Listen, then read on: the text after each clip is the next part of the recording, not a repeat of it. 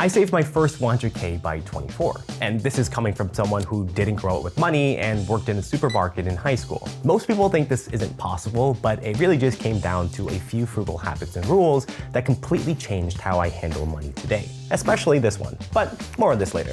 Quick warning, some of these might feel a little extreme, but hey, it worked for me. Now, before any of this can work for you, you need to understand one idea, which is to stop buying problems. Most of us buy stuff to solve a problem. Like, I hate washing dishes, so I bought a dishwasher. The thing is that the things that you buy, it often ends up causing even more problems. Like I bought this cabinet media console thingy to make this room look a bit more put together. But then I realized when I got it that it looks really empty on top, and now I need to buy something nice to put on top of it, but it still has to match the rest of the room and the house. And this kind of concept can apply to almost anything that you spend money on. Another example is that I love to go thrifting and buying old clothes because they just don't make it like they used to anymore. So I bought a bunch of these like old pleated wool looking trousers that look great, but they don't exactly fit me. And it would require me to go to a tailor to get it fitted, which I still haven't done, and it's been over a year. So you can easily see, right, how this can quickly spiral into needing to spend more money or wanting to buy more stuff. So nowadays I get into this habit where every time I see something I want to buy, I ask myself if I love it. And if I love it, I give myself permission to buy it, right? Versus if I just like it, even if it's a lot, I don't buy it. And we can apply this principle of stop buying problems to things we can't afford as well. For example, if you want to buy something and you find yourself needing to take on debt to buy it, like you have to use a credit card, then that in itself creates a problem, which is all of the extra payments you have to make for the interest for the debt you took on because you couldn't afford it. The next frugal habit is the 67% rule. And this is based on the book Rich Habits by Thomas Courtley, and I thought it was over here, but I can't find it right now. But basically, Thomas surveyed a bunch of people, right? And he found out that 77% of people who struggled financially tend to watch TV for more than an hour a day, whereas 67% of wealthy individuals only watch TV for about 1 hour or less a day. And we can extrapolate this to any form of consumption of media like social media and doom scrolling on TikTok. The point is that wealthy people tend to spend less time consuming things and more time doing the exact opposite.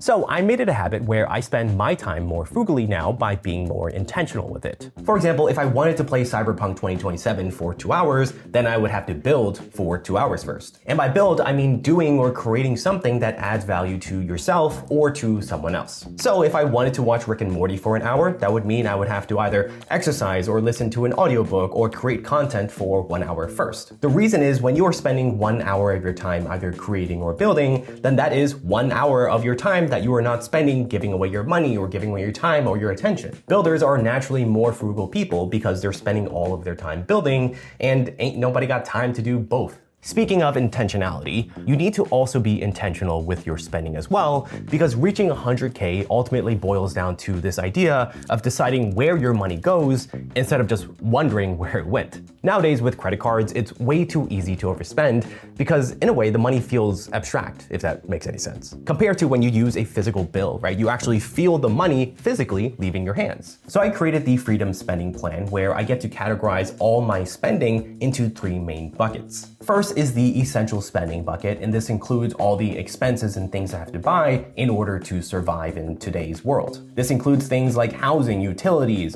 clothing, food, and groceries. Then the second bucket is the freedom spending bucket, and this is split between your savings and your investing. This includes things like your contributions to your brokerage accounts or to your emergency fund. And essentially all the categories here are something that you contribute money to build for a future of financial freedom. And after prioritizing these 2 buckets, everything that's left over from my income for that month automatically gets calculated and flows into my flexible spending bucket. The cool thing about flexible spending, you see in this example, we have $1,800 over here. I can spend this money however I want without feeling any guilt because I know I already prioritized my other financial priorities. So if I wanted to, I can drop all $1,800 eating at a restaurant or traveling or buying gifts or whatever. It doesn't matter because I already prioritized my main financial goals, and this is just flexible money that I I can spend. Intentionally planning my spending like this before I actually spend it, right, it gives me more permission and more freedom to spend my money how I want. Because again, I already know that I took care of my financial priorities first. If you want the freedom spending plan that I created, It's actually part of my 7-day money roadmap, which you can get for free. I'll leave a link down below, or you can scan the QR code over here, and again, it's 100% free. Giving every dollar a job into these buckets in this specific order makes planning your spending simple and actually fun,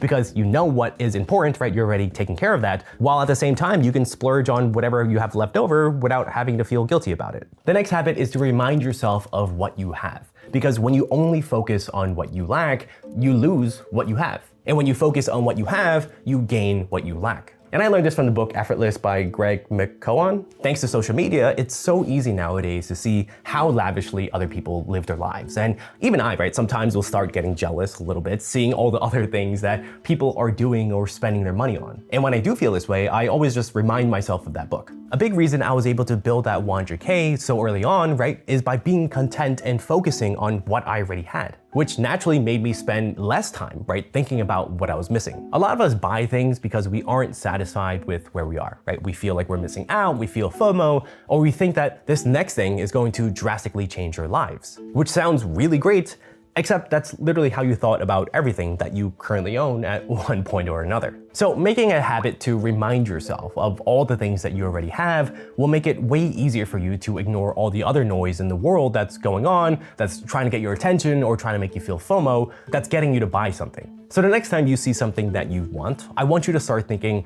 hey, that looks really cool, but I don't really need it right now. And if you do absolutely need it, then that's where the next habit comes in. The next frugal habit is what I call the wish and wait list. And if you've been watching me for a while, then you know how often I say that one of the worst things you can do is once you see something you like, you buy it. The reason this is so dangerous is because most impulse spending or purchases are driven by the emotional side of your brain and not the logical side. And when you're trying to save money to build wealth, you need to let your logic side of your brain take over. So whenever I see something I want to buy, I'll add it to the notes app on my phone. The reason is to force myself to stop making impulsive purchases and instead start training myself to delay gratification more and more. And since I started using this wish and wait list, I have significantly reduced the amount of things that I purchased and spent my money on. So once it's in my notes app, I'll just let it sit there, right, simmering and marinating, and I'll wait 48 to 72 hours before I decide to do anything else with it. Most of the time I find that I will completely forget about it, which is great because it means that I didn't really want the thing in the first place. The purpose with these 72 hours is that it gives yourself some breathing room and it forces yourself to be more intentional with your money. I also use this wish and wait list for when really big shopping holidays come up, like Black Friday or Labor Day,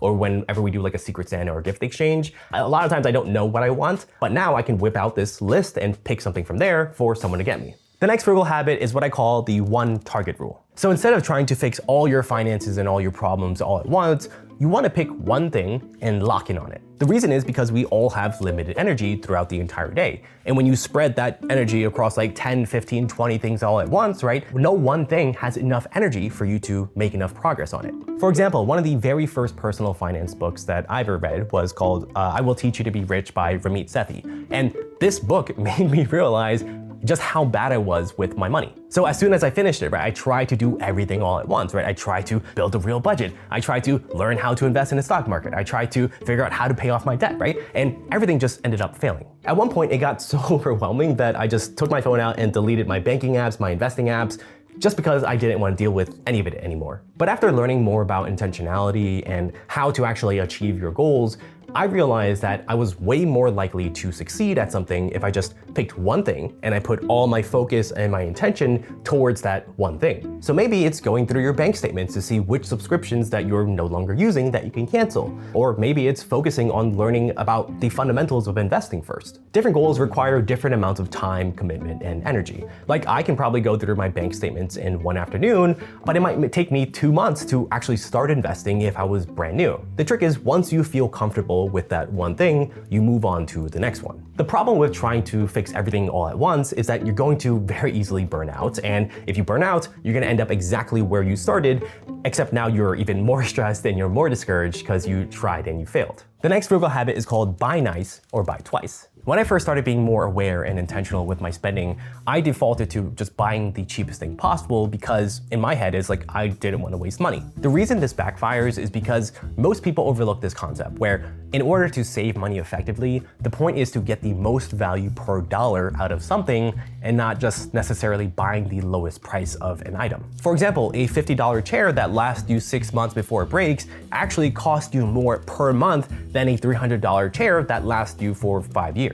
Cheap products tend to have a hidden cost, and that cost is replacement. I remember buying like a $300 TV a while ago, and 7 months in, right, they started doing like this pixel line thing that wouldn't go away. I ended up wasting even more money replacing the cheap stuff I had than I would have if I just bought something higher quality from the beginning. Nowadays, if I know I'm gonna be using something over and over again, like the couch over there or this dining table, or even a laptop, right? I try to make sure to buy the highest quality of that thing that I can afford in that moment. So a lot of the purchasing decisions that I make now follows this buy once or buy twice mentality, which naturally leads me to buy fewer things. But the upside thing is, because the things that I do buy tend to be more expensive now, I am way more intentional with my spending. And it naturally slows me down even more from whipping out the credit card, because now I tend to do even more research on what I want to buy, right? To compare the different brands to see if this is worth it or if this is right for me or is something else better. But on the flip side, if it's something that I don't know if I'm going to use a lot yet,